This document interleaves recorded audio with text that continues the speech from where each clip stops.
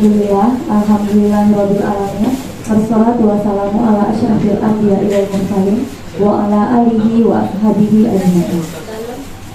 Puji syukur marilah kita selalu ucapkan kepada Allah Subhanahu wa taala yang selalu memberikan kita rahmat dan karunia-Nya sehingga kita dapat berkumpul di ruangan yang kita cintai ini. Salawat beriring salam juga kita hadirkan buat baginda Nabi besar Muhammad sallallahu alaihi wasallam. Allahumma sholli ala Muhammad wa ala ali Muhammad. Baiklah yang terhormat Kepala Sekolah SD Islam Terpadu Buah Hati Ustazah Nilam. Selanjutnya kepada Ustazah Nilam dari Guru Penggerak dan juga kepada Ustazah sekalian. Baiklah Ustazah sekalian, kita berkumpul hari ini untuk mendengarkan penyampaian materi tentang aksi nyata program pendidikan guru penggerak modul 1.4 oleh Ustazah Nilam Purnamasari pada hari ini. Untuk mengawali acara, marilah kita dengarkan sambutan dari Kepala Sekolah. Kepada Ustaz Jeffrey Martin, disilakan. Bismillahirrahmanirrahim. Assalamualaikum warahmatullahi wabarakatuh. Alhamdulillahirabbil alamin. Wassalatu wassalamu ala asyrafil anbiya'i wal mursalin wa ala alihi wa sahbihi ajma'in. Yang hormati Ustaz dan Ustazah Majelis Guru SDIT Buah Hati Padang, terutama yang kita hormati Ustazah Nilam Purnamasari SSI SPD selaku Guru Penggerak Angkatan 7 Kota Padang. Pertama sekali kita kembali bersyukur pada Allah SWT. Alhamdulillah sampai siang hari ini kita masih dalam keadaan sehat walafiat. Kemudian salawat dan salam pada Nabi kita Muhammad sallallahu alaihi wasallam. Allahumma shalli ala Muhammad wa ala ali Muhammad. Ustaz dan Ustazah Majelis Guru SD Islam Terpadu Buah Hati, insyaallah hari ini kita akan mendengarkan materi dari Ustazah Nilam terkait tentang tugas dari sekolah penggerak ini, aksi nyata program pendidikan guru penggerak modul 1.4 dengan judul budaya positif. Mudah-mudahan kegiatan ini bisa kita ikuti dari awal sampai akhir. Mudah-mudahan apa yang disampaikan oleh Ustazah Nilam bermanfaat sekali bagi kita seorang pendidik, wabil khusus di sekolah desa Islam Terpadu Buah Hati. Mungkin tidak memperpanjang mukadimah, kegiatan ini kita sambut baik dan beri apresiasi pada Ustazah Nilam. Mudah-mudahan dengan kegiatan ini bisa juga nanti bagi sekolah, bagi guru-guru yang akan lulus menjadi sekolah penggerak. Nah, mungkin ini angkatan 7, angkatan 89 katanya 10, 8 sudah ya. Ada kita yang tuh berapa? 9 Ustazah ini ya lulus dari anak. Mudah-mudahan dari nanti lulus juga ya. Jadi dia tidak akan berbeda dengan yang sebelum-sebelumnya. Apa dilakukan oleh angkatan 1 sampai angkatan 7 itu juga prosesnya yang akan dilalui.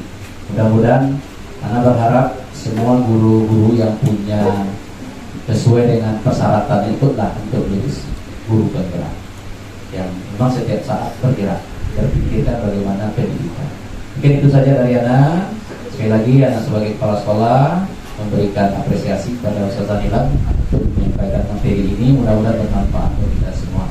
Wabillahi taufiq wal hidayah. Assalamualaikum warahmatullahi wabarakatuh.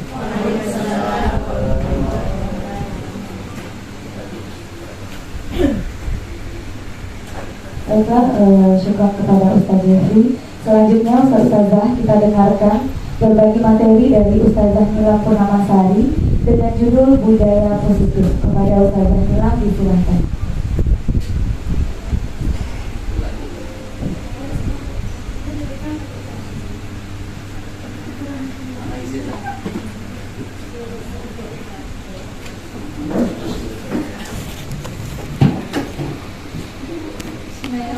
Assalamualaikum warahmatullahi wabarakatuh.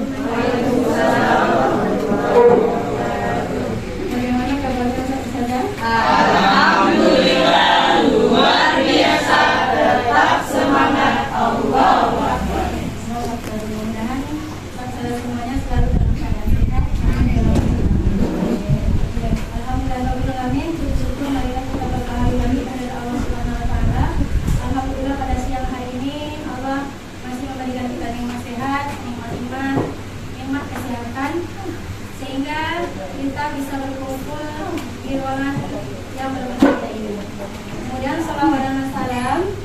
Jangan lupa pula kita hadiahkan buat arwahnya kita yang ingin Nabi Muhammad Sallallahu Alaihi Wasallam. Kita lafaz Allahumma sholli ala Muhammad wa ala ali Muhammad. Baik, ustaz-ustaz semuanya, di sini Ana bukan berarti menggurui ustazah, tapi hanya sekedar berbagi pengalaman dan ilmu yang sudah Ana dapatkan. Dan mudah-mudahan ini bisa kita terapkan untuk semua kelas, terutama untuk sekolah kita nanti ke depan. Yang Ana hormati kepala sekolah beserta jajarannya, kemudian ustaz-ustazah yang sangat Ana banggakan sekali. Baik ustazah, untuk hari ini adapun aksi nyata yang ditugaskan kepada kami guru penggerak angkatan 7 itu adalah tentang modul 1.4 mengenai budaya positif. Sudah kenal sama Anda ya ustazah, sudah perkenalan nama ya. Oke, mari kita perkenalan dengan CGP, pengajar praktik dan fasilitatornya. Di sini Ana sendiri Nila Purnamasari sebagai CGP angkatan 7 Kota Padang. Kemudian pengajar praktiknya pendamping di sini adalah guru pendamping yang mendampingi semua guru penggerak yang di Kota Padang gitu. Tapi untuk khusus Ana dengan Ibu Ramadina SPD MPD, beliau ini adalah guru SMP di Kota Padang. Ya, kemudian fasilitator ini Ibu Miswati, beliau adalah guru SMK di Makassar. Jadi fasilitatornya itu bisa dari luar daerah, tapi khusus guru pengajar praktik itu diutamakan di daerah tempat CGP. Karena ada pendampingan setiap bulannya ustazah dari pengajar praktik. Seperti yang sudah dilakukan oleh Ibu Ramadina terhadap Ana waktu itu ketika kita open house, kan selesai open house Ana didatangi oleh Ibu Ramadina waktu itu. Di dalam materi budaya positif ini ada 5 poin yang akan disampaikan. Yang pertama adalah disiplin positif dan nilai-nilai kebajikan universal. Kemudian yang kedua, teori motivasi, hukuman dan penghargaan diskusi. Yang ketiga, keyakinan kelas. Keyakinan kelas ini berbeda dengan kesepakatan kelas yang saudara. Nanti bisa kita edukasi bahwa semua aturan kelas kita dirubah namanya dengan keyakinan kelas. Kemudian kebutuhan dasar manusia dan dunia berkualitas. Yang kemudian restitusi 5 posisi kontrol, dan yang terakhir adalah segitiga restitusi. Nah, di sini disiplin positif dan nilai-nilai kebajikan universal. Nah, sekarang sebelum kita mulai, Ana akan mengajak ustazah bermain terlebih dahulu. Permainannya namanya adalah cobalah buka. Silakan cari pasangan masing-masing samping kiri kanannya saja. Pasangan berdua-dua. Pasangan sama ibu saya di siapa yang menjadi siapa yang menjadi nama poin utama dan siapa yang punya nama punggung B. Yang nama punggungnya A berarti beliau yang akan menutup tangannya, nanti mengepal tangannya yang pertama sekali. Tapi sekarang pikirkan dulu ustazah punya apa yang paling berharga, tidak perlu dipegang, tidak perlu ustazah ambil dalam sakunya atau dari tempat manapun. Tapi pikirkan saja bahwa dalam genggaman ustazah itu ada sesuatu yang paling berharga, gitu ya. Kemudian ustazah pegang sekuat tenaga. Nanti yang punya punggung B itu berusaha merayu ustazah bagaimana beliau bisa membuka tangannya tadi. Boleh dengan ini, boleh dengan boleh dengan rujuk hati sampai dengan kita yang tadi membuka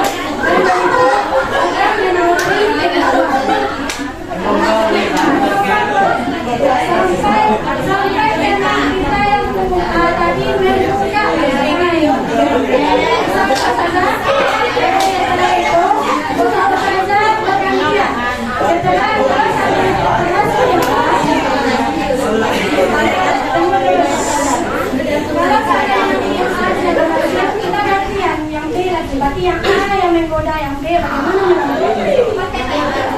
Ya, waktunya komunikasi saudara.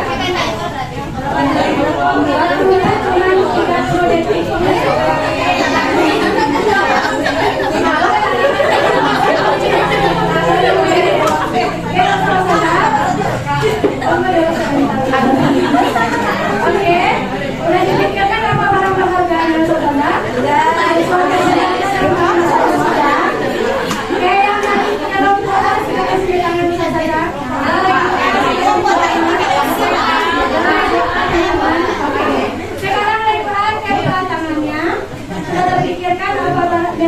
semuanya? Ya. Sekarang anak kasih waktu sampai 14.21 untuk kelompok E membuka tangan kelompok A. Silakan.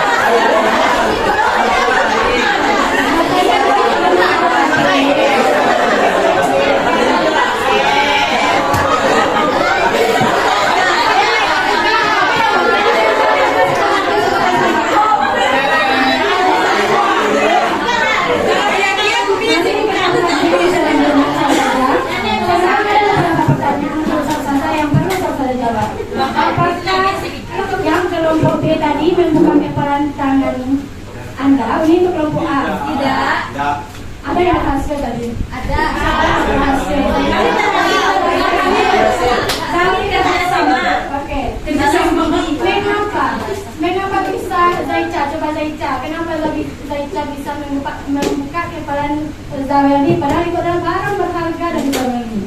Karena Zaweli sayang sama Zaica. Zaweli, kenapa Zaweli?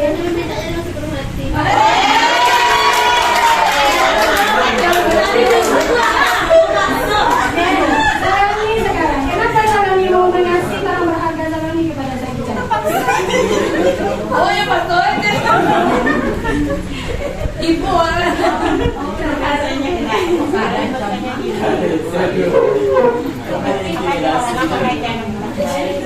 apa yang Zasumi, kenapa Zasumi mau mengasih barang berharga Zasumi kepada Zaweli?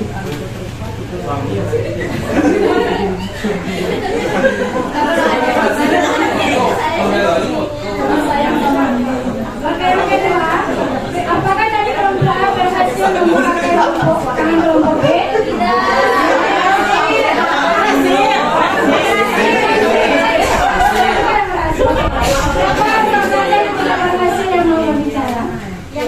Yang mau membukakan, kenapa tidak mau membuka kepalan tangan? Kenapa Sayo tidak mau memberikan hal berharga Sayo kepada orang lain? Anda terbuka yang aslinya. Sayo kenapa Sayo? Sekarang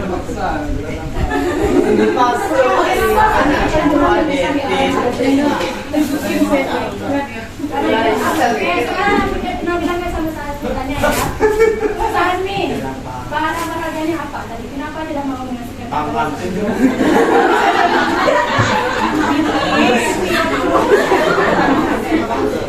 olahraganya tadi? Ipin kunci rumah.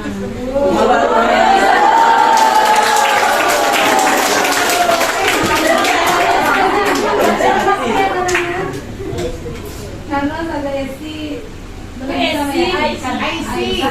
belum bisa meyakinkan kalau seandainya pertanyaan itu Zanana, kalau seandainya Zaisi bisa meyakinkan, apakah Zanana mau ngasih hal berharga itu? Bisa jadi, kalau dia bisa dipercaya. Apa yang Zanana pikirkan dari yang anak-anak?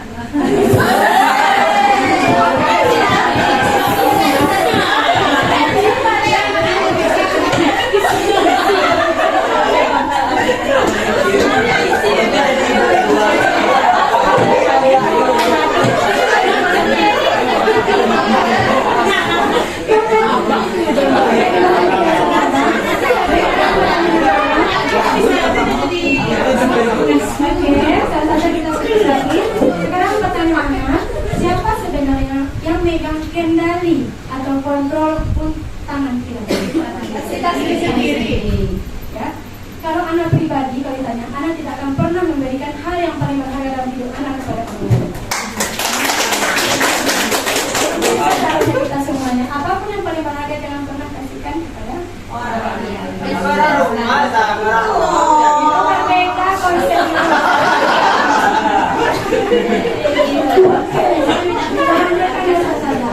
Menurut teori kontrol dari Dr. William Blaser, di mana beberapa miskonsepsi tentang makna kontrol di sini. Di mana di sekolah itu sering kita dengar bahwa ilusi guru itu yang mengontrol murid. Sebenarnya saudara, murid itu tidak perlu kita pegang kontrolnya. Mereka punya kontrol diri sendiri. Cuman kenyataannya yang terlihat di sekolah kita itu memang yang mengontrol itu adalah guru, tapi tergantung siswanya. Apakah siswa itu mau kita pegang kendalinya atau tidak? Gitu. Jadi akan kita ubah konsep kita bahwa konsep tentang pendidikan itu yang memegang kendali diri siswa itu memang diri siswa itu sendiri, tapi tetap pengontrolannya adalah dari seorang guru. Bukan berarti kita membebaskan siswa kita kontrol dirinya sesuai kemauannya saja. Contohnya di dalam kelas anak ini menjawabnya seperti ini. Anak mau bebas di sekolah ini. Anak tidak mau diatur, tidak bisa seperti itu. Walaupun dia punya kontrol diri sendiri, tapi tetap yang mengontrol arah kebaikannya adalah seorang guru. Kemudian yang kedua, ilusi bahwa semua penguatan positif efektif dan bermanfaat. Nah, maksudnya di sini saudara, bentuk-bentuk kontrol itu kita akan mempengaruhi siswa kita. Nah, di sini cara pengaruhnya itu adalah dari kata-kata kita. Karena setiap kata-kata positif yang efektif pasti akan bermanfaat kepada murid-murid kita. Contohnya, seandainya ustazah bilang kepada siswa kita, kepada murid-murid kita, sekarang bahasanya murid ya, jadi tidak siswa lagi. Jadi kepada murid kita, nyampe di sekolah, silakan anak ustazah bersalaman sama temannya. Mudah-mudahan dosa kita pagi ini berguguran dan tidak ada lagi dosa kita sampai siang lagi. Nah, seperti itu yang Anda lakukan di kelas sana, bahwa setiap pagi siswa kelas 1 itu wajib bersalaman sama temannya ustazah. Jadi sebelum belajar, Anda selalu bertanya siapa yang sudah salaman tadi, siapa yang belum, dan kemarin sudah dilanjutkan juga oleh Zakira seperti itu. Akhirnya kalau seandainya mereka belum salaman, saat itu juga harus bersalaman sama teman. Itu salah satu hal penguatan positif efektif yang bermanfaat untuk siswa kita. Ya mungkin nanti bisa juga ke bawah sama anak kita sampai ke rumah seperti itu, sehingga mereka tidak sungkan lagi bersalaman sama orang tuanya, sama saudaranya di rumah seperti itu.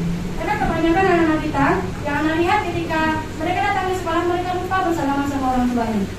Harus sekali lagi ke motornya untuk bersalaman, karena anak tidak mau bersalaman sama mereka. Kemudian yang ketiga, ilusi bahwa kritik dan membuat orang merasa bersalah dapat menguatkan karakter. Ya. ternyata hal ini bukan tepat. Nah gitu ya saudara, membuat orang merasa bersalah. Ada suatu posisi yang memang boleh kita melakukan itu, ada suatu kondisi tidak membolehkan seperti itu. Gitu. Dimana di sini mereka akan membuat dialog pada diri mereka sendiri bahwa anak adalah suatu pribadi yang jelek. Gitu.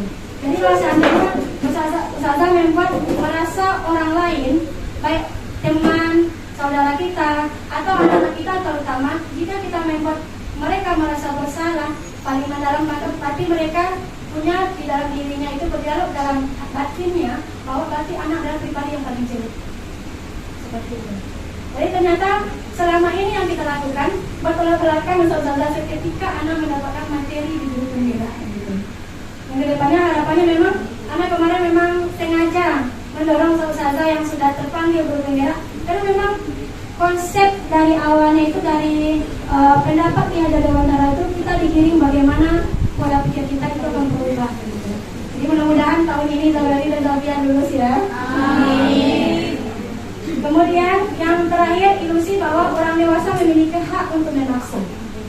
Ini juga tidak tepat. Boleh kita mengarahkan mereka, tapi bukan dengan paksaan. Tapi ada caranya. Saudara, bahwa orang dewasa akan menyadari pergantian masa tidak akan efektif untuk jangka waktu yang panjang. Untuk saat itu mereka mungkin berubah, tapi setelah itu mereka akan kembali pada konsep awal yang ada dalam diri mereka sendiri. Itu untuk anak-anak. Selanjutnya, bagaimana seseorang bisa berubah dari paradigma stimulus atau respon kepada pendekatan teori kontrol. Nah, di sini ada pendapat ahli Stephen mengatakan bahwa bila kita ingin membuat kemajuan perlahan, maka sedikit ubahlah sikap atau perilaku Anda. Namun, bila kita ingin memperbaiki cara-cara utama kita, maka kita perlu mengubah kerangka acuan kita. Ubahlah bagaimana Anda melihat dunia, bagaimana Anda berpikir tentang manusia. Ubahlah paradigma Anda, skema pemahaman dan penjelasan aspek tertentu tentang realitas. Jadi di sini, kalau kita mau melakukan perubahan, maka lakukanlah sedikit-sedikit, walaupun dari diri kita sendiri. Kemudian ubahlah sikap dan perilaku kita, terutama karena akan menjadi role model bagi anak-anak didik kita di sekolah. Nah, di sini bentuk-bentuk stimulus respon sama teori kontrolnya, diantaranya realitasnya kebutuhan kita sama. Dan teori kontrolnya yang harus kita pahami bahwa realitas kebutuhan kita itu berbeda-beda. Semua orang melihat hal yang sama. Teori kontrolnya, setiap orang memiliki gambaran yang berbeda. Begitu yang sampai terakhir, model berpikir menang atau kalah, tapi teori kontrolnya model berpikir menang sama menang. Gitu. Jadi tidak ada yang kalah, semuanya menang. Gitu. Kemudian kita masuk pada makna disiplin. Nah, sebelumnya mari kita tanyakan kepada diri kita sendiri, bagaimana kita berperilaku selama ini, mengapa kita melakukan segala sesuatu, apakah kita melakukan sesuatu karena adanya dorongan dari lingkungan atau ada dorongan yang lain. Nah, terkadang kita melakukan sesuatu karena kita menghindari rasa sakit atau ketidaknyamanan, terkadang kita juga melakukan sesuatu untuk mendapatkan apa yang kita mau. Nah, pertanyaannya lagi, pernahkah usaha-usaha melakukan sesuatu untuk mendapat senyuman atau pujian dari orang lain? Anda yakin? Pernah, pasti setiap kita pernah. Untuk mendapatkan hadiah? Pernah. Atau untuk mendapatkan uang? Pernah. Apalagi kira-kira ada seorang melakukan sesuatu saja.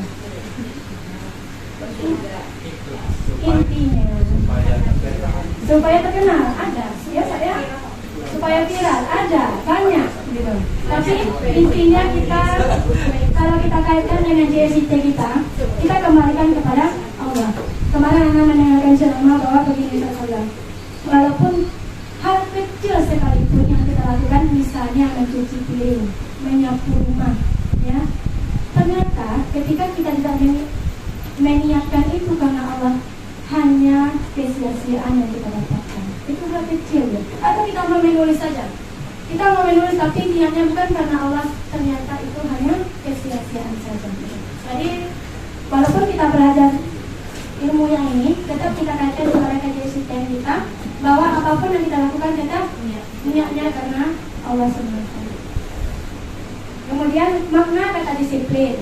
Menurut Bapak Pendidikan kita, Ki Hajar Dewantara mengatakan bahwa di mana ada kemerdekaan, disitulah harus ada disiplin yang kuat.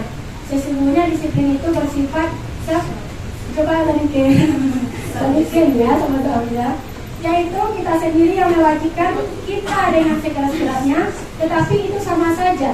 Sebab jikalau kita tidak cakap melakukannya, wajiblah penguasa lain mendisiplinkan diri kita. Dan peraturan demikian itulah harus ada di dalam suasana yang merdeka. Intinya seperti tadi saudara, kita mau memerdekakan anak, berarti kontrolnya ada di diri kita sebagai guru. Disiplin diri dapat membuat seseorang menggali potensinya menuju kepada sebuah tujuan, sesuatu yang dihargai dan bermakna. Dengan kata lain, disiplin diri juga mempelajari bagaimana cara kita untuk mengontrol diri dan bagaimana menguasai diri untuk memiliki atau memilih tindakan yang mengacu pada nilai-nilai yang kita hargai. Dengan kata lain, seseorang yang memiliki disiplin diri berarti mereka bisa bertanggung jawab terhadap apa yang dilakukannya, karena mereka mendasarkan tindakan mereka pada nilai-nilai kebajikan universal. Dalam ini Ki Hajar mengatakan, pertanggungjawaban itulah selalu menjadi sisihannya hak atau kewajiban dari seseorang yang pegang kekuasaan atau pimpinan dalam umumnya. Adapun artinya, tidak lain ialah orang tadi harus mempertanggungjawabkan dirinya serta tertibnya laku diri dari segala hak dan kewajibannya. Jadi tetap kontrol diri kita ada pada diri kita sendiri. Nah, lanjut kita masuk pada nilai-nilai kebajikan. Pakar pendidikan mengartikan disiplin itu sebagai bentuk kontrol diri. Jadi disiplin itu adalah kontrol diri. Selama ini kenapa siswa kita belum bisa kita disiplinkan? Karena kontrol dari dalam diri mereka itu belum mereka temukan. Gitu. Kenapa susah kita mendiamkan anak? Karena kontrol dari diri mereka belum mampu untuk itu. Gitu. Tapi tugas kita bagaimana sebagai seorang guru bisa menemukan titik kontrol tersebut sehingga mereka bisa mendiamkannya. Gitu. Termasuk anak Ustazah juga belum berhasil dia mendiamkan siswa di kelas 1C karena memang super luar biasa di situ. Yaitu belajar untuk kontrol diri agar dapat mencapai suatu tujuan mulia. Tujuan mulia di sini mengacu pada nilai-nilai atau prinsip mulia yang dianut oleh seseorang. Kita namakan nilai-nilai tersebut dengan nilai-nilai kebajikan. Nah, nilai kebajikan yang ingin dicapai oleh setiap anak di Indonesia yang kita kenal dengan profil pelajar Pancasila. Masih ingat Ustazah berapa profil pelajar Pancasila? Nah, ini dia. Profil pelajar Pancasila: beriman bertakwa kepada Tuhan Yang Maha Esa dan berakhlak mulia, mandiri, bernalar kritis, berkebinekaan global, bergotong royong dan kreatif. Nah, inilah tujuan kita untuk membentuk kontrol diri siswa, disiplin siswa. Kita kaitkan semuanya ke sini. Tidak akan lari dia kepada dari profil pelajar Pancasila. Adapun sikap murid yang akan kita inginkan ketika kita sudah mengaitkan pada profil pelajar Pancasila itu toleransi, rasa hormat, integritas, mandiri, menghargai, antusias, empati, pengetahuan, kreativitas, kerjasama, percaya diri, dan komitmen.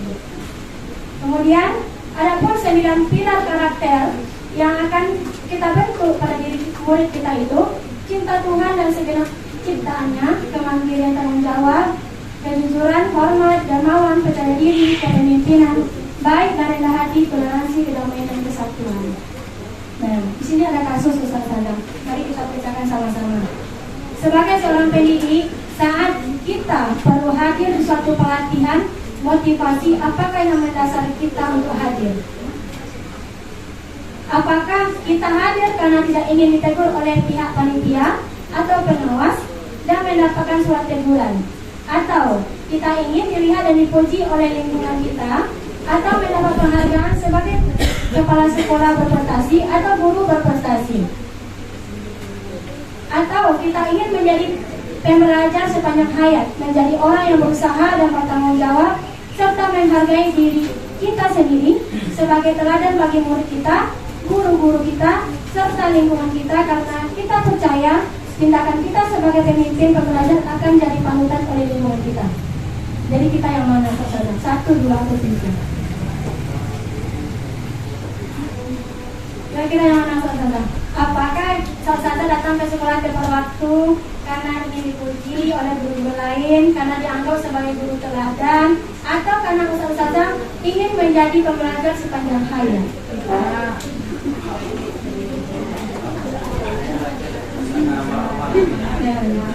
Kasus yang kedua, bila di sekolah kita tidak ada aturan yang memberikan surat teguran bagi karyawan yang sering datang terlambat, atau tidak ada atasan yang memberikan penghargaan menjadi karyawan terbaik karena sering tepat waktu, apakah kita akan tetap datang tepat waktu untuk mengajar murid-murid kita? Kenapa? Siapa yang bisa memberikan alasan tersebut? Siapa yang bisa memberikan alasan? Ayo saudara, siapa yang mau menyampaikan? Kenapa saudara tetap mau datang tepat waktu walaupun tidak ada penghargaan sedikit pun? Kenapa saat Anda? Karena saya sudah meninggal. Oke, standar pendidikan nasional kalau menciptakan lingkungan positif, maka setiap warga sekolah dalam pemangku kepentingan perlu saling mendukung, menghayati, dan menerapkan nilai-nilai kebajikan yang telah disepakati bersama. Untuk dapat menerapkan tujuan mulia tersebut, maka seorang pemimpin pembelajaran perlu berjiwa kepemimpinan sehingga dapat mengembangkan sekolah dengan baik agar terwujud suatu budaya sekolah yang positif sesuai dengan standar kompetensi pengelolaan yang telah ditetapkan. Nah, tujuan mulia dari penerapan disiplin positif adalah agar terbentuknya murid yang berkarakter, berdisiplin, santun, jujur, peduli, bertanggung jawab, dan merupakan pembelajar sepanjang hayat sesuai dengan standar kompetensi kelulusan yang diharapkan. Terus lanjut kita pada materi yang kedua, teori motivasi, hukuman, dan penghargaan, kemudian restitusi. Nah, mungkin di sini anak pun di sini kemarin itu rasanya kok selama ini anak selalu melakukan ini ya. Gitu. Ternyata kita harus berubah ya saudara. Selama ini mungkin kita belum tahu, setelah kita tahu harus kita ubah. Gitu. Nah, di sini ada 3 motivasi perilaku manusia. Yang pertama itu untuk menghindari ketidaknyamanan atau hukuman. Biasanya orang yang motivasi perilakunya untuk menghindari hukuman atau ketidaknyamanan akan bertanya, apa yang akan terjadi bila saya tidak melakukannya? Ini untuk menghindari ketidaknyamanan atau hukuman yang saudara, motivasi yang pertama. Yang kedua, untuk mendapatkan imbalan atau penghargaan dari orang lain. Nah, di sini orang akan berperilaku untuk mendapatkan imbalan atau penghargaan dari orang lain. Jika dia mendapatkan imbalan, maka dia baru melakukan motivasi tersebut. Tapi jika tidak, maka dia tidak akan pernah melakukannya. Kemudian yang ketiga, untuk menjadi orang yang mereka inginkan dan menghargai diri sendiri dengan nilai-nilai yang mereka percaya. Mereka melakukan sesuatu karena nilai-nilai yang mereka yakini dan hargai. Dan mereka melakukannya karena mereka ingin menjadi orang yang melakukan nilai-nilai yang mereka yakini tersebut. Nah, nilai-nilai di sini tetap kepada keyakinan kita kepada Tuhan yang Maha Esa, ya. Jadi kita seharusnya yang nomor 1. Nomor 3. Berarti kita harus melakukan segala sesuatunya karena nilai-nilai kepercayaan yang kita miliki. Oke, ada lagi kasus saudara. Sebagai seorang guru, saat kita hadir mengajar di kelas tepat waktu, motivasi apakah yang mendasari tindakan kita tersebut? Motivasi yang mana tadi? 1, 2, 3 yang saudara lakukan. Nih. Saat hadir mengajar di kelas tepat waktu, motivasi yang mana yang saudara pakai? 1, 2, atau 3? Yang pertama tadi karena menghindari ketidaknyamanan atau mungkin dapat teguran dari kepala sekolah, dapat teguran dari teman atau hukuman dari kepala sekolah. Yang kedua, karena ingin diberikan imbalan. Oh, ini berarti guru teladan. Oh, ini guru terbaik gitu. Dan yang ketiga, karena kita yakin itulah tanggung jawab kita, itulah tugas kita karena lillahi ta'ala. Yang mana saudara yang selama ini kita lakukan? 1, 2, atau 3? Kadang 1, kadang 3. Ya. Tapi tetap ya saudara, anak pribadi pun juga belajar. Kita sama-sama belajar bahwa tujuan akhir kita adalah yang nomor 3. Oke, Oke, selanjutnya ada kasus lagi. IPA kurang menguasai pelajaran matematika, sehingga pada saat pelajaran tersebut dia lebih banyak berdiam diri atau menggambar di buku pelajarannya. Pada saat guru matematikanya, Pak Seno, menanyakan pertanyaan IPA menjadi gugup dan tak sengaja menjatuhkan tasnya dari kursi, serta tiba-tiba menjadi gagap pada saat berupaya menjawab. Seluruh kelas pun tertawa melihat perilaku IPA yang berbicara tergagap dan terkejut tersebut. Pak Seno pada saat itu membiarkan teman-teman IPA mentertawakan IPA yang tergagap dan malu luar biasa, dan malahan minta IPA untuk maju ke depan dan berdiri di depan kelas sambil menunjuk hidungnya karena tidak bisa menjawab pertanyaan Pak Seno. Kelas makin gaduh dan anak-anak pun tertawa melihat IPA di depan kelas memegang ujung hidungnya. Nah, pertanyaannya, apakah saudara setuju dengan tindakan Pak Seno tersebut? Kenapa? Terlalu mempermalukan anak di depan teman-teman. Ya, dan memberi ampun. Oke, yang pertanyaan kedua, menurut saudara tindakan Pak Seno terhadap IPA adalah sebuah hukuman atau konsekuensi? Hukuman. Ya berbeda ya saudara, hukuman dengan konsekuensi akan berbeda, dua hal yang berbeda. Bagaimana saudara yang dilakukan Pak Seno menurut saudara? Nanti kita lihat ke materi di bawah akan terjawab ya. Hukuman atau konsekuensi? Hukuman. Jawab dulu saudara, menurut saya hukuman. Oke, kita lanjut. Hukuman, konsekuensi, dan restitusi. Nah, jawablah pertanyaan berikut. Apakah perbedaan hukuman dengan konsekuensi? Menurut saudara, kira-kira hukuman itu apa? Konsekuensi apa? Apakah ini dua hal yang sama atau berbeda? Hampir sama.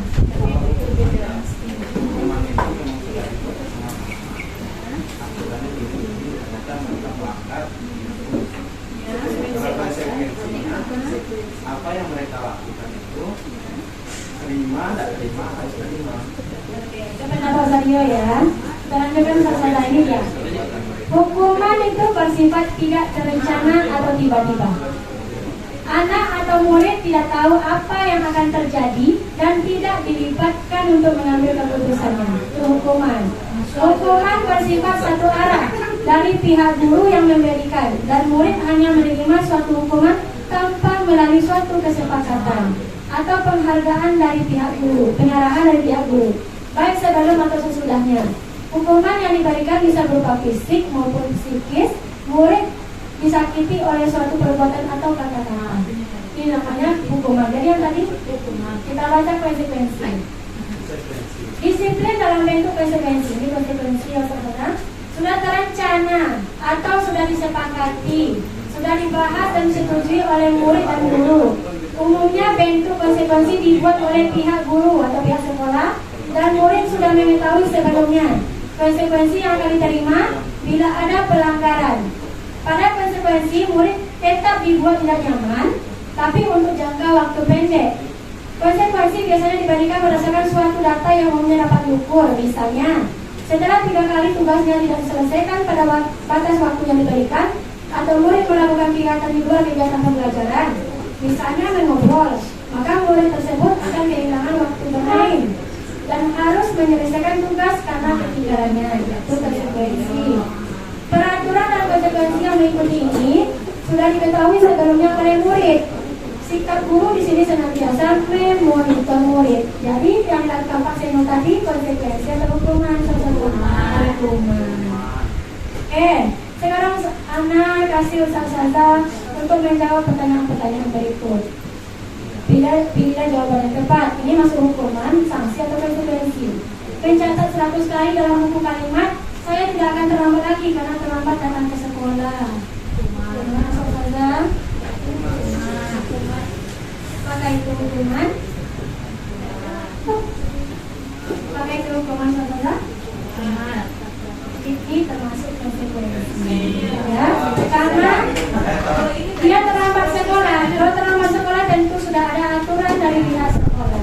Ya, kita lanjut. Murid diminta untuk push up 15 kali karena tidak memakai masker datang ke sekolah. Termasuk hukuman yang sedang. Kan sekarang ngomong-ngomong. Prosesnya nggak ada. Prosesnya nggak ada. Gini. Membersihkan coretannya di meja. Ini adalah konsekuensi. Oke, dihukum oleh penghargaan. Lanjut. Menurut Al-Qiqon, saat kita berulang kali menjanjikan hadiah kepada anak agar berperilaku bertanggung jawab, atau kepada seorang murid agar mempelajari sesuatu yang baru, atau kepada seorang karyawan agar melakukan pekerjaan yang berkualitas, kita sedang berasumsi mereka tidak dapat melakukannya, atau mereka tidak akan memilih untuk melakukannya. Anak juga melakukan selama ini. Setelah ini mungkin akan berkurang sedikit janji-janji kepada anak-anak setelah ini. Ternyata itu tidaklah sesuatu yang tepat. Menjanjikan hadiah. Bukan, tetap memberikan hadiah tetap sama. Menjanjikan dan memberikannya. Nanti kita lanjutkan ya. Al-Qiqon di selanjutnya mengemukakan baik penghargaan maupun hukuman adalah cara mengontrol perilaku seseorang yang menghancurkan potensi untuk pembelajaran yang sesungguhnya. Menurut Kon, secara ideal tindakan belajar itu sendiri adalah penghargaan yang sesungguhnya. Ya. Nah, adapun pengaruh jangka pendek dan jangka panjangnya, penghargaan yang efektif jika kita menginginkan seseorang melakukan sesuatu yang kita inginkan dalam jangka waktu yang pendek. Kemudian jika kita menggunakan penghargaan lagi dan lagi, maka orang tersebut akan bergantung pada penghargaan yang diberikan serta kehilangan motivasi dari dalam dirinya. Jika kita mendapatkan penghargaan untuk melakukan sesuatu yang baik, maka selain kita senantiasa berharap mendapatkan penghargaan tersebut, kita pun menjadi tidak menyadari tindakan yang baik yang kita lakukan. Oke, penghargaan tidak efektif. Ini dia, kita dengarkan ya. Suatu penghargaan adalah suatu benda atau peristiwa yang diinginkan, yang dibuat dengan persyaratan hanya jika Anda melakukan hal ini, maka Anda akan mendapatkan penghargaan yang diinginkan. Jika saya mengharapkan suatu penghargaan dan tidak mendapatkannya, maka saya akan kecewa dan berkecil hati.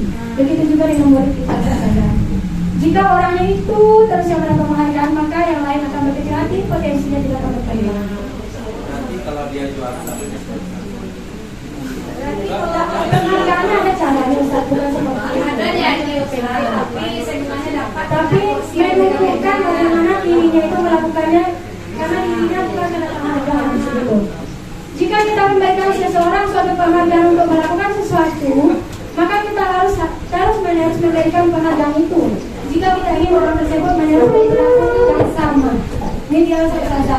Dalam hal ini kita lihat karena akan tertanam pada diri murid kita. Jika dia tidak mendapatkan penghargaan lagi, dia tidak akan bersemangat seperti semula.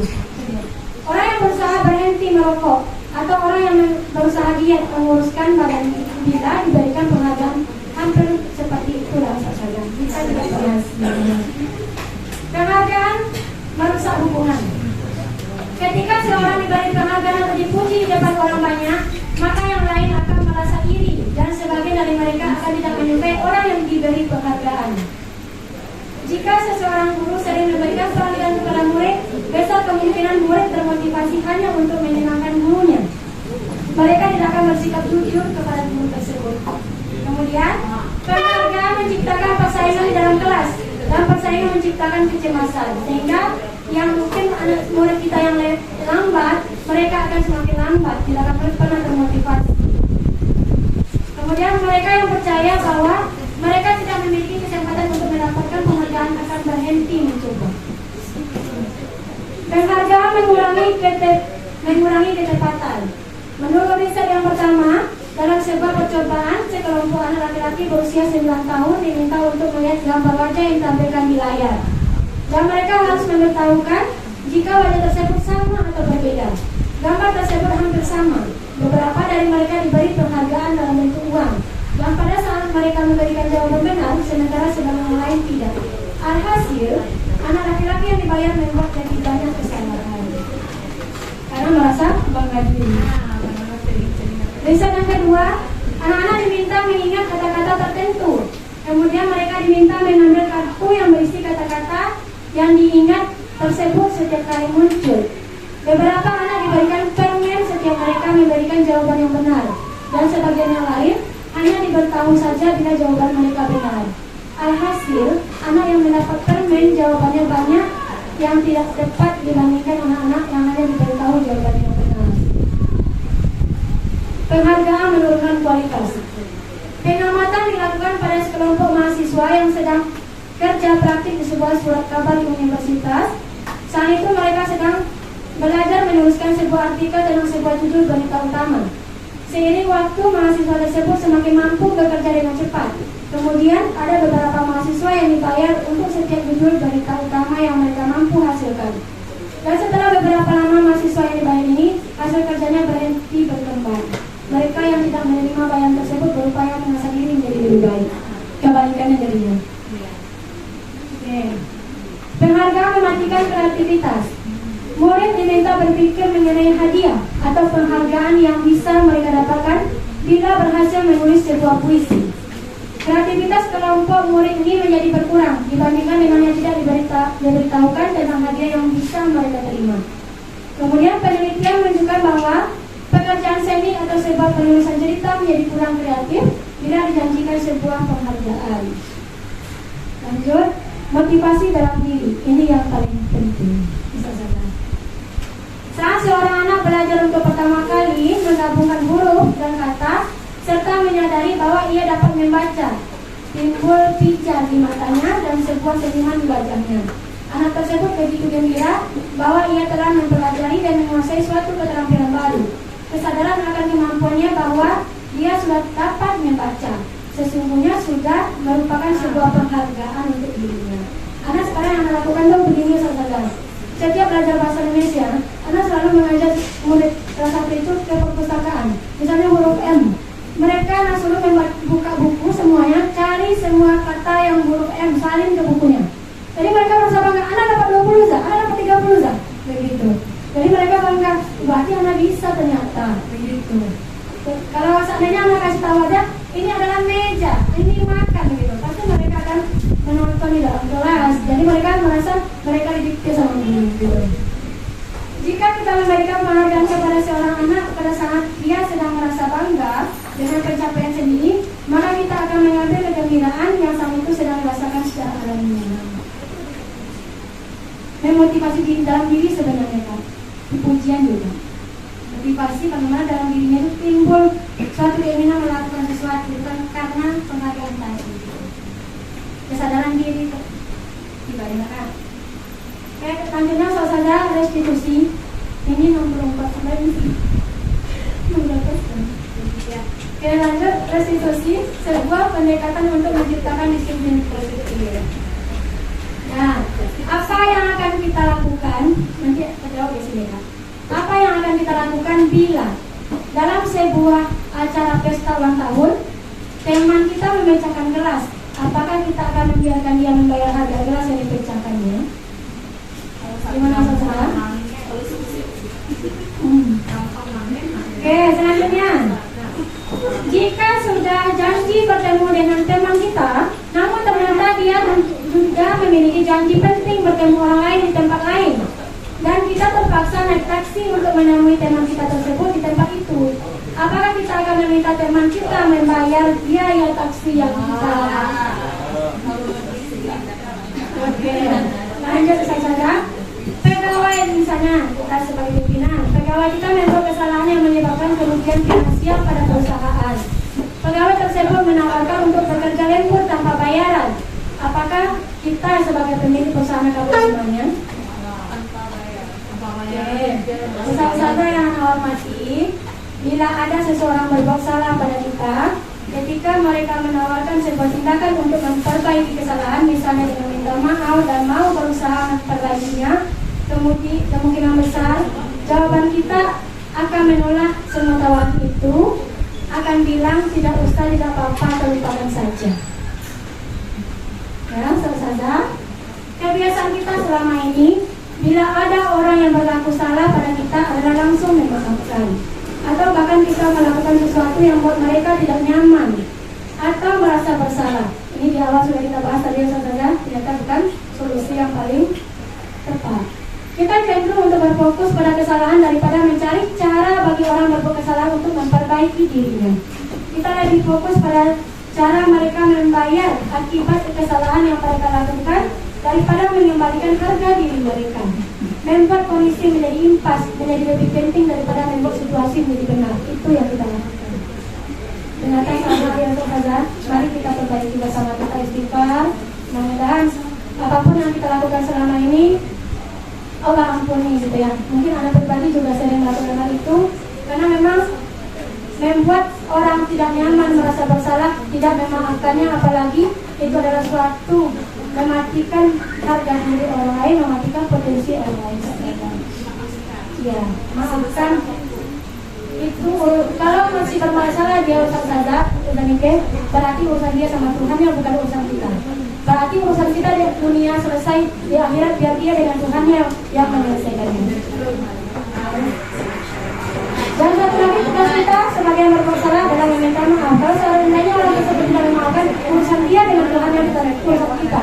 Itu namanya hablum minanas, hablum minallah. Oke, ustaz-ustazah, sebagai seorang guru kita, ketika murid kita melakukan kesalahan, tindakan mana yang akan kita lakukan? Menunjukkan kesalahannya dan memintanya melihat kesalahannya baik-baik, atau mengatakan kamu seharusnya tahu bagaimana kamu sebaiknya bertindak, atau mengingatkan murid kita akan kesalahan yang sama di waktu sebelumnya. Ini mengungkit tadi ya saudara, mengungkit juga tidak boleh ya. Bertanya kepadanya, kenapa kamu melakukan sesuatu yang merusak, yang seharusnya tidak kamu lakukan, atau mengkritik dan mendiamkan murid kita, atau ini sesama kita, begitu. Nah, sebagai seorang guru seharusnya kita lakukan adalah yang pertama ya saudara, menunjukkan kesalahannya dan memintanya melihat kesalahannya baik-baik. Berarti dia harus menyadari kesalahan tersebut. Berarti kalau ada murid kita yang salah, jangan didiamkan, atau kalau kita melakukan kesalahan, tunjukkan kesalahannya di mana sehingga mereka bisa berubah. Ya. Ada, ya. Ustaz dan Ustazah, kalau kita melakukan tindakan di atas, mungkin kita akan membuat murid kita merasa menjadi orang yang paling gagal. Ya. Pertanyaannya sekarang, bagaimana sebaiknya respon kita bila ada murid kita melakukan kesalahan? Nanti ada langkah-langkahnya Ustazah. Nah, sebelum kita masuk ke langkah-langkah tersebut, kita harus terlebih dahulu membuat keyakinan kelas. Keyakinan kelas tidak sama dengan peraturan kelas Ustazah. Jadi, yang kita buat untuk selanjutnya itu adalah keyakinan kelas, bukan peraturan kelas. Ya, Ustazah, kita lupa bahasanya keyakinan kelas. Kenapa keyakinan kelas? Mari kita lanjutkan. Kita jawab pertanyaan berikut. Kenapa kita memiliki peraturan tentang penggunaan helm pada saat mengendarai kendaraan bermotor? Kenapa Ustazah? Untuk keselamatan. Kenapa kita memiliki peraturan tentang penggunaan masker dan mencuci tangan setiap saat? Untuk keselamatan. Nah, ini dia Ustazah. Kenapa keyakinan? Keyakinan merupakan nilai keselamatan atau kesehatan, yaitu nilai-nilai kebajikan universal yang sepakati secara tersirat dan tersurat, lepas dari latar belakang suku, negara, bahasa maupun agama. Nah, nanti ada contoh-contohnya dari itu. Disiplin dan nilai-nilai kebajikan universal kita telah mempelajari tadi ya, sudah sampaikan tadi, dan dapat menjadi landasan kita dalam membuat suatu keyakinan sekolah atau menentukan visi dan misi tujuan dari sebuah sekolah. Dalam penentuan visi sebuah sekolah, kita terlebih dahulu perlu menentukan nilai kebajikan apa yang terpenting bagi institusi tersebut agar dapat mencapai tujuan yang mulia yang dicita-citakan. Nah, misalnya sekolah kita ingin mencetak murid yang berakhlakul karimah, misalnya itu yang ada nilai kebajikannya. Berarti visi-misi kita harus disesuaikan dengan itu, maksudnya. Nah, di sini dia. Apakah ini mana pilihan jawaban yang tepat? Kembalikan barang ke tempatnya, bertanggung jawab atau saling menghormati.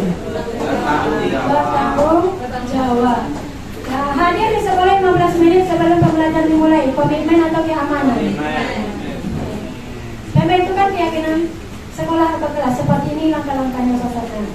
Keyakinan kelas itu bersifat lebih abstrak daripada peraturan, ya, yang lebih rinci dan konkret. Keyakinan kelas berupa pernyataan universal. Pernyataan keyakinan kelas yang biasa dibuat dalam bentuk positif. Jadi hal-hal yang positif yang dibuat di situ. Keyakinan kelas sebenarnya tidak terlalu banyak sehingga mudah diingat dan dipahami oleh semua warga kelas. Keyakinan kelas sebaiknya sesuatu yang dapat diterapkan di lingkungannya. Semua warga kelas hendaknya ikut berkontribusi, jadi tidak hanya guru yang membuat, tapi guru dengan murid. Bersedia meninjau kembali keyakinan kelas di waktu ke waktu. Prosedurnya, mempersilakan warga sekolah atau murid untuk bercurah pendapat tentang peraturan yang perlu disepakati, mencatat semua masukan, kemudian menyusun keyakinan kelas sesuai prosedur. Contohnya kalimat negatifnya saudara, jangan berlari di kelas atau koridor. Yang positifnya berjalanlah di kelas atau koridor. Jadi yang dibuat itu adalah yang positifnya. Oke, ini dia contoh keyakinan kelas. Keyakinan kelas 1, setiap anggota kelas perlu belajar, setiap anggota kelas perlu senang, setiap anggota kelas perlu merasa aman. Ini contoh-contohnya. Dan selalu bersikap positif, dalam biasa menjadi diri terbaik.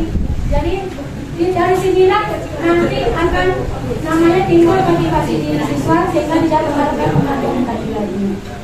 Ini contoh-contohnya saudara. Untuk keyakinan kelas ini dibagi-bagi lagi dia. Ada bagian hormatnya, bekerjanya, rasa diterima dan dimilikinya. Nah, ini contoh-contohnya. Satu orang berbicara, yuk saya bantu, kita bisa selesaikan ini bersama. Kemudian di sini menerapkan yang namanya apa namanya kenana yang di kelas 1 sekarang itu kenana minta tolong, maaf, 4 kata kunci ya kenana. Ketika berbuat salah maka minta maaf. Dan 4 kata ajaib.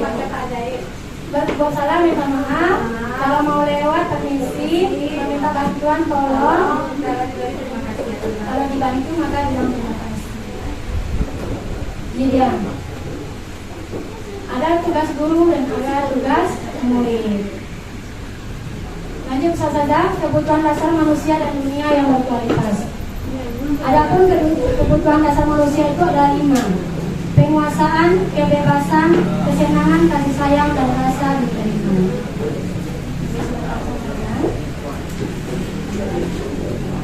Nah, di sini ada contohnya di sini. Ada kasusnya.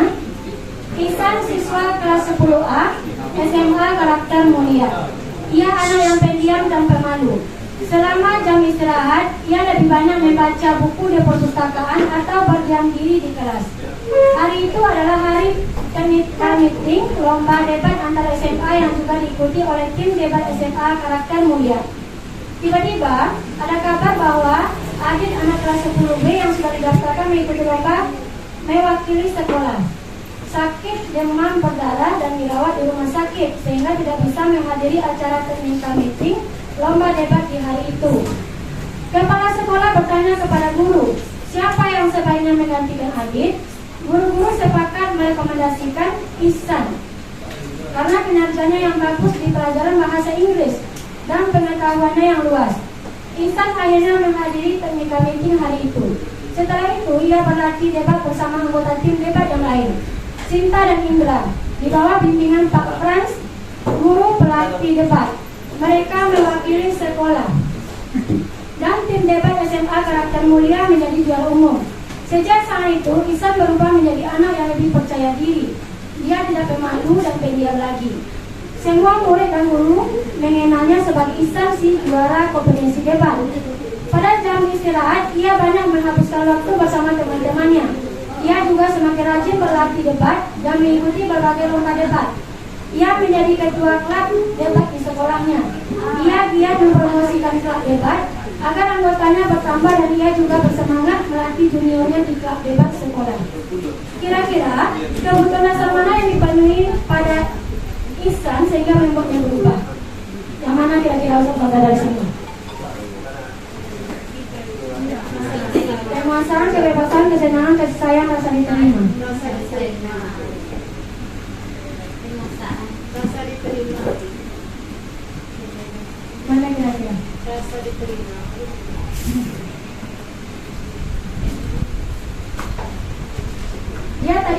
dilibatkan awalnya yang saudara. Dia adalah salah satu panitia gitu. Kemudian dia menggantikan temannya yang sakit.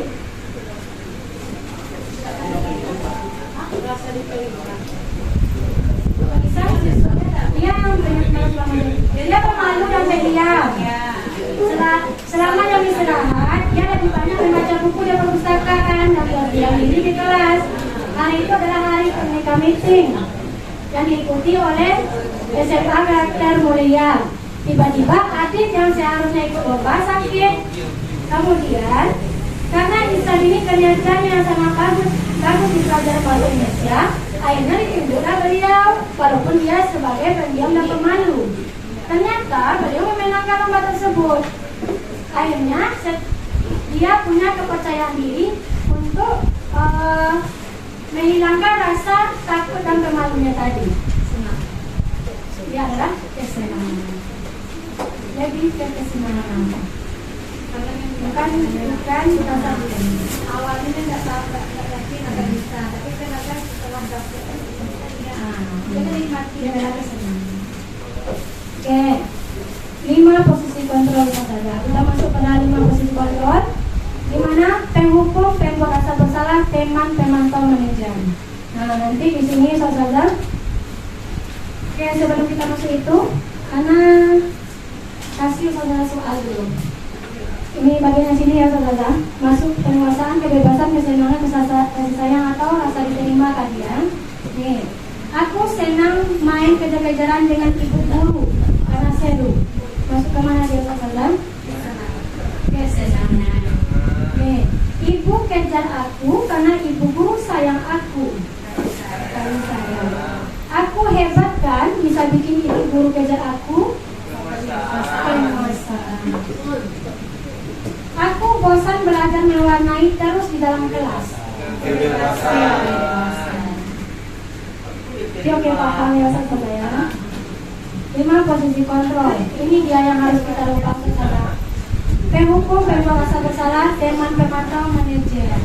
Mungkin di sini yang banyak yang kita lakukan adalah iya, kita sebagai guru selama ini yang sering kita lakukan adalah kelas 1 mungkin teman ya teman-teman.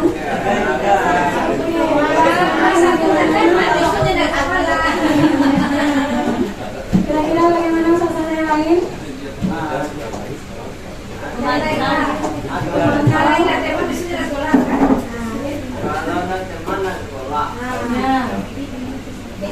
Kira-kira kalau saya bilang yang mana yang selama ini dilakukan? Yang selama saya dilakukan semuanya. Oke, anak kasih dulu ya saudara. Seharusnya seorang guru itu harus sebagai bukan penghukum, bukan pembuat rasa bersalah, teman, bukan pemantau, tapi teman ya juga, ya. Tapi tidak serta teman pemantau. Tapi yang nomor 1 dan nomor 2 kalau bisa sendirian, ya. Oke, kita dengarkan penghukum. Seorang penghukum bisa menggunakan hukuman fisik maupun verbal. Orang-orang yang menjalankan posisi penghukum senantiasa mengatakan bahwa sekolah memerlukan sistem atau alat yang dapat lebih mendekat murid lebih dalam lagi. Contohnya kata-kata yang penghukum itu seperti ini saudara. Patuhi aturan saya atau awas ya. Kamu selalu saja salah. Pasti selalu yang terakhir selesai. Atau kita kepada murid kita selalu begini. Kenapa antum terus yang terlambat? Kenapa antum terus yang lama menulis? Gitu ya, saudara. Ini ada kalimat lagi saudara. Terlambat lagi, pasti terlambat lagi. Selalu datang terlambat. Kapan bisa datang tepat waktu? Itu namanya penghukum. Yang pembuat rasa bersalah. Pada posisi ini biasanya guru akan berusaha bersuara sangat lembut sekali. Pembuat rasa bersalah akan menggunakan keheningan yang membuat orang lain merasa tidak nyaman, bersalah atau rendah hati. Berkata diri, dia kata-katanya lembut, tapi membuat orang lain tidak nyaman. Contohnya, ibu sangat kecewa sekali dengan kamu. Berapa kali bapak harus memberitahu kamu ya? Gimana coba kalau orang tua kamu tahu kamu berbuat begini? Kalau teman, Guru pada posisi ini tidak akan menyakiti murid, namun akan tetap berupaya mengontrol murid melalui persuasi. Ajakan ya saudara. Posisi teman pada guru bisa negatif atau positif. Guru yang kalau positifnya berupaya hubungan baik yang terjalin antara guru dan murid. Guru di posisi teman menggunakan hubungan baik dan humor untuk mempengaruhi seseorang. Contohnya, ayo bantulah Demi Bapak ya. Misalnya anak ini bisa diam, Anda pernah melakukan ini saudara. Nanti kepala sekolah memarahi saya loh kalau Anda tidak pernah diam. Ini sebagai teman, ya. Ayolah bantu usaha saya. Kita sama-sama membantu. Antum terbantu, tercapai tujuan antum, saya juga terbantu dengan tenang. Ya, karena setelah mendapatkan materi ini, anak-anak, ayo ingat tidak bantuan Bapak selama ini. Ya, ya sudah kali ini tidak apa-apa, nanti ini bantu bereskan ya. Kemudian pemantau. Untuk pemantau ini, berarti guru ini memantau bagaimana perilaku siswanya dalam kelas saja. Bahasanya juga lembut ya untuk menyampaikannya. Kemudian yang terakhir, manajer. Manajer, murid akan merasa senang dan akrab dengan guru. Kenapa namanya menjadi manajer? Karena seperti ini saudara. Ini termasuk dampak yang positif. Hanya saja di sisi negatif murid menjadi tergantung pada guru tersebut. Ya. Manajer kata-katanya seperti ini. Apa yang kita yakini, iya. Nanti akan kita pelajari di sini. Manajer ini lebih dia persuasi atau mengajak setelah melakukan kesalahan dipanggil siswa, kemudian mengingatkan lagi apa keyakinan kelas sudah kita buat, apakah untuk melanggar atau sudah mematuhinya, apakah ingat dengan aturan tersebut, seperti itu manajer. Jika kamu meyakininya, apakah kamu bersedia memperbaikinya? Jika kamu memperbaiki ini, hal ini menunjukkan apa dengan dirimu, apa rencana untukmu memperbaikinya. Seperti itu posisi manajer. Kita lanjutkan ya saudara, sedikit lagi ini terakhir ini. Ini terakhir, lebih posisi manajer segitiga restitusi. Ini dia. Dalam segitiga restitusi, ada 3 langkah yang harus kita lakukan. Yang pertama kali adalah menstabilitaskan identitas siswa dulu. Kemudian apa yang kita lakukan di stabilitas identitas? Menyampaikan seperti ini saudara. Tidak apa-apa saudara melakukan hal ini. Setiap orang pasti pernah melakukan kesalahan tersebut. Kamu bukan satu-satunya yang pernah melakukan ini. Itu yang pertama sekali yang harus kita sampaikan. Yang kedua, validasi tindakan yang salah. Jadi setelah kita menstabilkannya, kita validasi bahwa tindakan itu tidak tepat atau salah gitu. Kamu tentu punya alasan mengapa kamu melakukan itu. Adakah cara yang lebih efektif untuk mendapatkan apa yang kamu lakukan? Ya. Kemudian yang terakhir, yang ketiga adalah menanyakan keyakinannya. Keyakinan kelas apa yang telah kita sepakati? Mengapa keyakinan kelas tadi? Karena membuat siswa itu menjadi punya kekuatan pada dirinya bahwa dia melakukan sesuatu bukan karena keyakinan itu, tapi karena motivasi dirinya. Gitu. Keyakinan keras apa yang telah disepakati? Kamu ingin menjadi orang yang seperti apa? Apa tindakan yang akan kamu lakukan jika kamu ingin menjadi hal itu? Seperti itu saudara. Terima kasih. Nah, sebelumnya mari kita tonton video berikut ini yang sudah anak lakukan.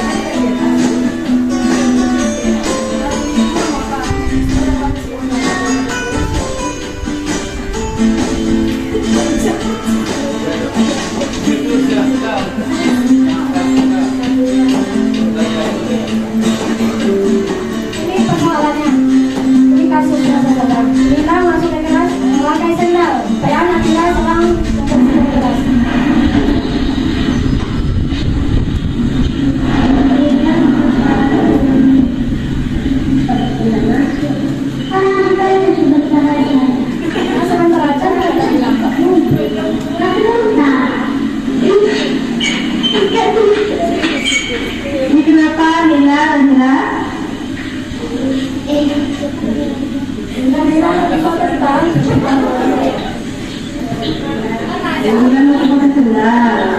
Kita pakai sendal. Bila tahu kenapa ini? Tidak tahu, Nadira? Tidak tahu. Tadi kami kan sedang menyembunyikan bila masuk ke kelas ketika Nadira menyapu. Betul tidak? Betul. Tadi bila masuknya buka sendal atau pakai sendal? Pakai sendal. Oke. Terus Nadira marah. Nadira ingetin. Iya, Nilai marah. Ya. Oke, Nilai. Setiap orang pasti punya salah, ya.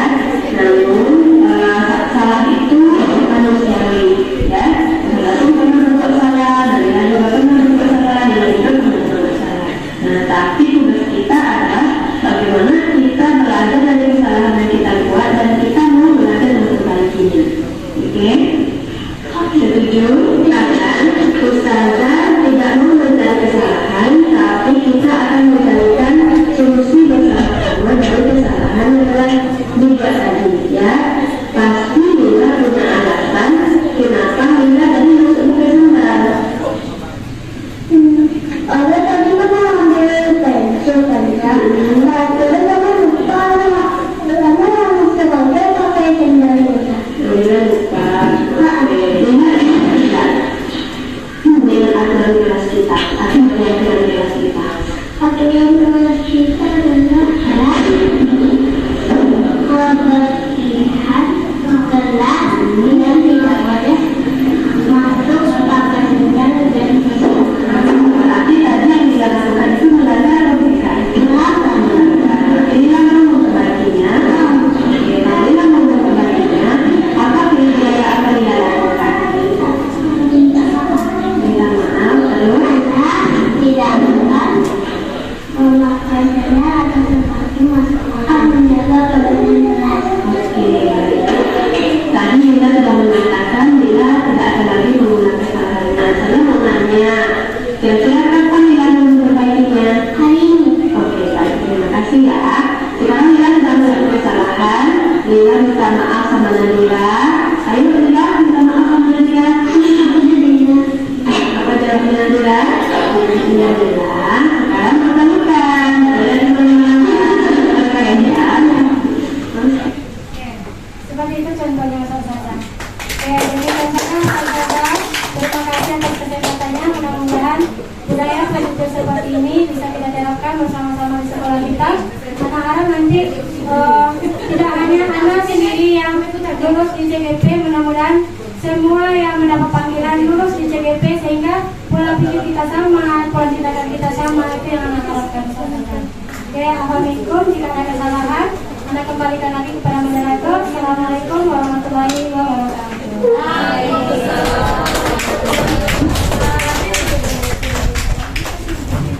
Baiklah, terima kasih kepada Ustazah Nila. Ayo sekali lagi kita berikan tepuk tangan untuk Ustazah Nila. Semoga ilmu yang diberikan Ustazah Nila dapat kita terapkan nanti di pembelajaran di kelas. Mudah-mudahan juga kita bisa merubah apa kesalahan-kesalahan yang selama ini telah kita lakukan, membuat pembelajaran lebih baik dan membuat anak-anak kita lebih baik. Demikianlah, terima kasih atas partisipasi dan perhatian dari Ustazah. Wassalamualaikum warahmatullahi wabarakatuh.